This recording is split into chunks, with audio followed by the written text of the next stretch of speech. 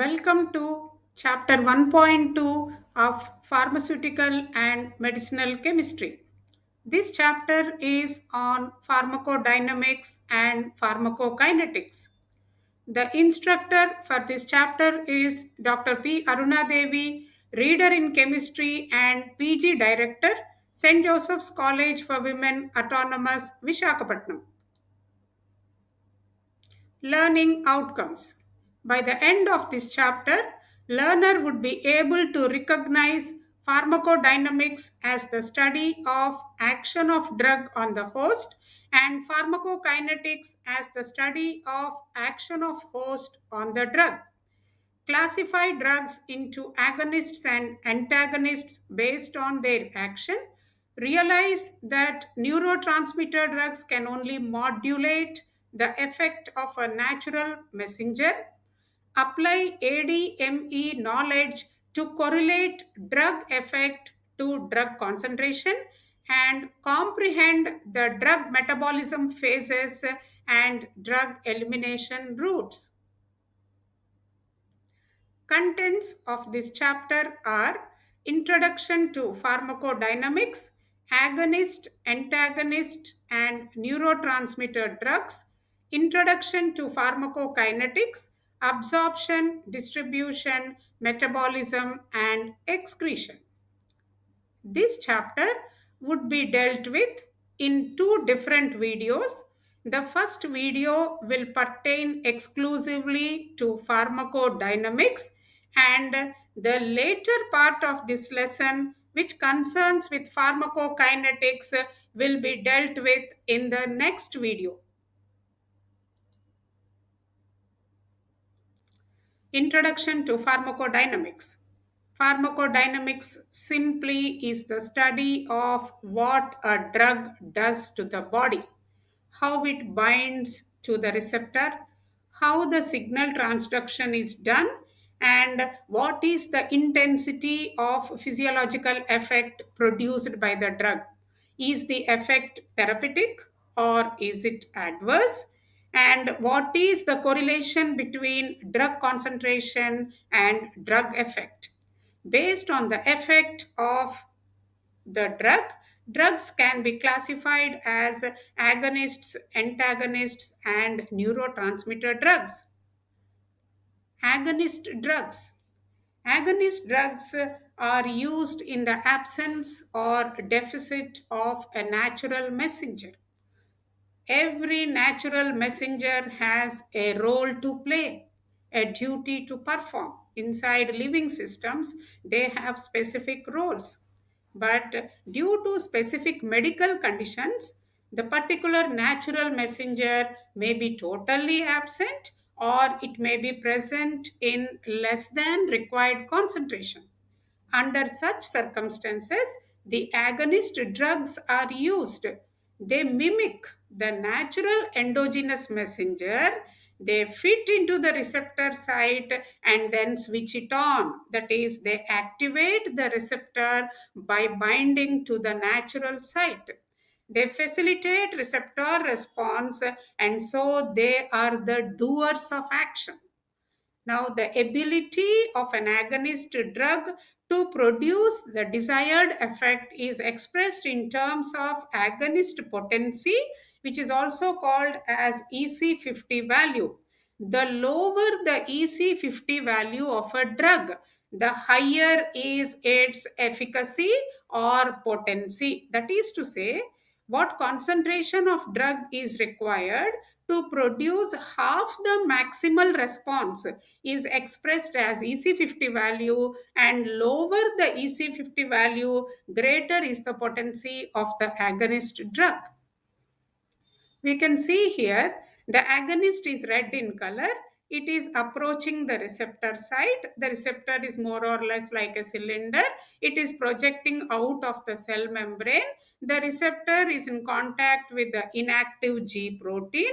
Now, because this agonist has a structure or a shape which can nicely fit into the receptor, the agonist binds to the receptor, and you can see the shape of the receptor has also undergone some transformation, and the inactive G protein became active G protein. That is to say, agonist drugs will switch on the receptor by binding to them. They're able to bind to the receptor because they simply mimic or resemble the natural messenger that exists in the particular living system. Now, there are different types of agonists. That is, they can be full agonists, partial agonists, or inverse agonists. A full agonist increases receptor response, produces maximal response, whereas a partial agonist can only do it partially. That is, they can only produce partial effect. Whereas inverse agonist is very unique in that it produces opposite effect. For example, we know benzodiazepine is a sedative. But when flumazenil is used, then the sedative effect of benzodiazepine is totally reversed. That means the patient becomes alert. You can see here types of agonists. A full agonist produces highest response, maximum response.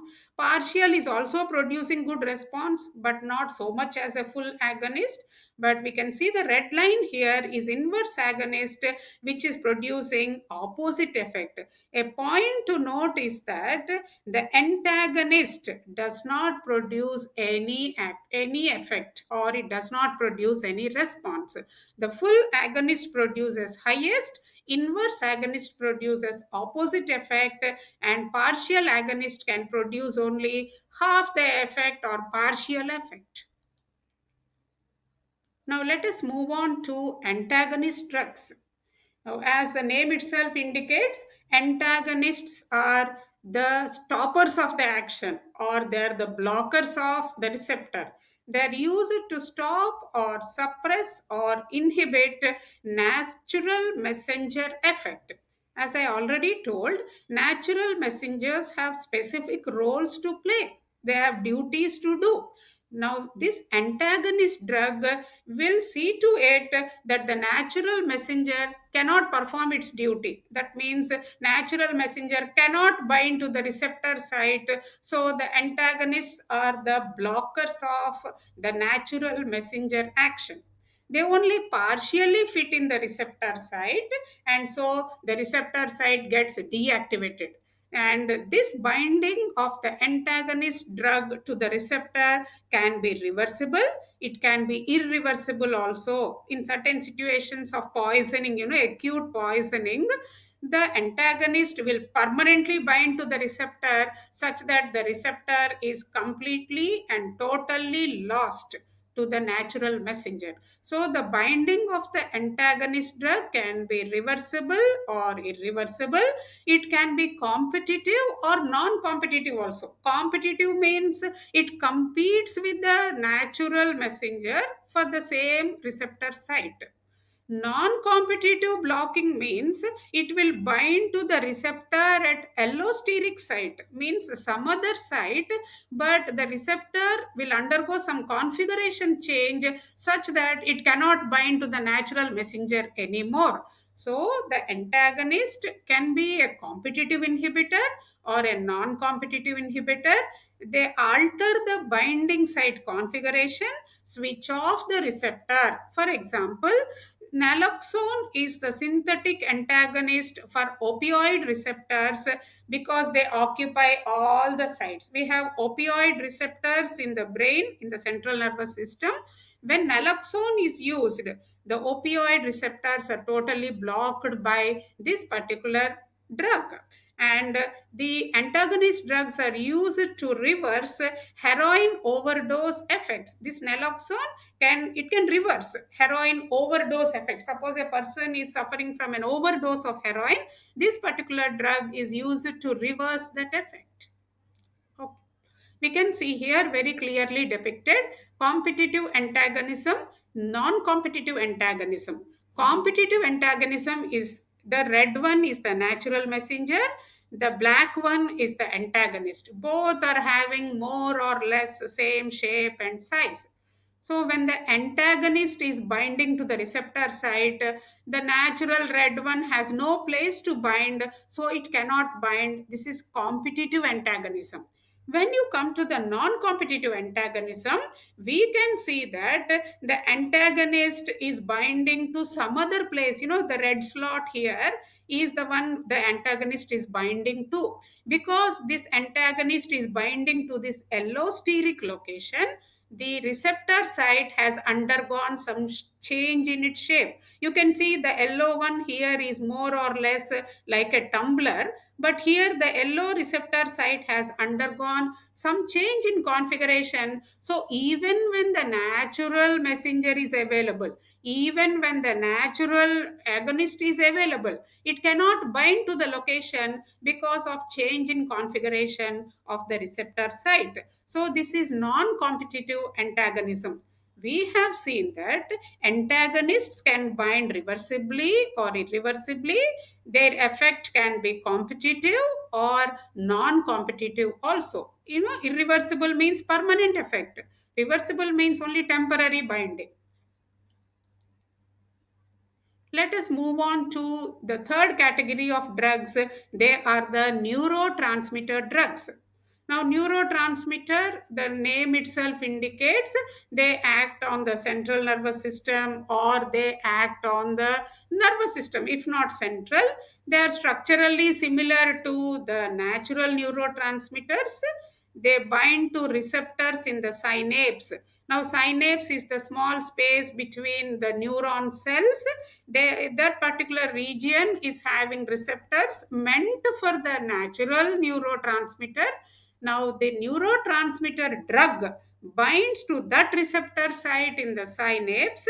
It modulates the intensity of natural neurotransmitter effect, which means, see, modulation refers to either it can increase the natural effect or it can decrease the natural effect, but it cannot change, it cannot alter the effect of a natural neurotransmitter ligand. Body is having natural neurotransmitters. These neurotransmitters have some effects.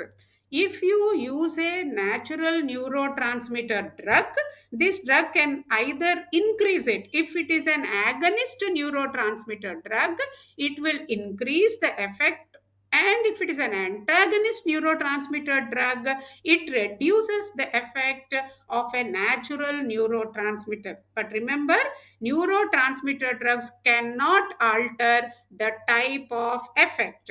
For example, we know that heroin is an agonist for dopamine. It's an agonist neurotransmitter drug, heroin, and haloperidol is an antagonist. That is to say, dopamine effect will be reduced by haloperidol, and dopamine effect will be escalated or increased by heroin. We can see here the three types of drugs, agonist, antagonist, and neurotransmitter drugs. How they act on the body is clearly depicted. Antagonists give no pharmacological response. Agonist gives pharmacological response that is similar to the natural messenger. Neurotransmitter drugs also gives pharmacological response which is either escalated or reduced when compared to the natural neurotransmitter effect.